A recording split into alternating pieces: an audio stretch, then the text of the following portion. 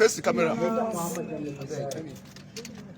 birnin Kebbi local government. Shana, egba lọ́wọ́ ẹ̀. Jiya wata rana shekara saboda wani abu ya faru da ni wanda nike na yi mamaki sai dai ita rayuwa ba za ka iya cire wasu abubuwa. Na rike ina matuƙar ƙauna, soyayya da kuma tunanin yadda za a wayi gari a ce na ga mai girma shugaba Buhari idanu da idanu, sannan kuma har Allah ya sana haɗa shi da shi.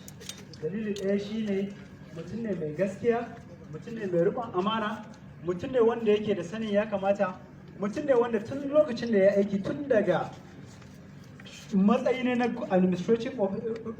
ministry administrator a matsayin gwamna har ya kai director a NNPC under military administration, har ya kai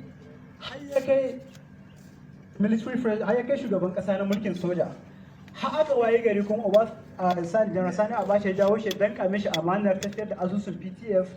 Babu wanda ya taba jin an ce kwabo ɗaya ya bace da sunan Buhari ya karkatar da shi.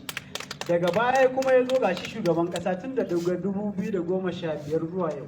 Duk surutan da ake daga media zuwa ina babu wanda ya taba cewa Buhari ya ci kwandala guda. Don haka dalili wannan gaskiyar tashi, riƙon amana da duk wani abu makamancin wannan shi kaɗai yasa nake son Buhari ba wani abu ba.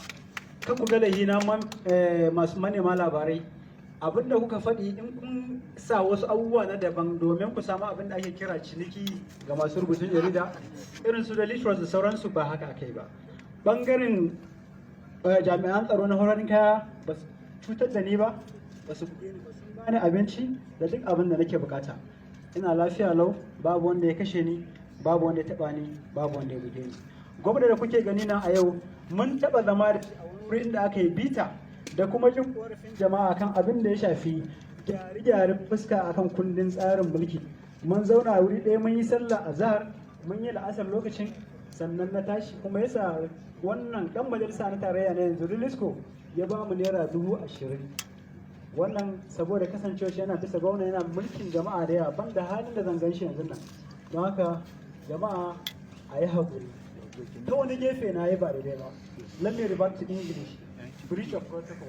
Sorry, Mr. Governor and other members of national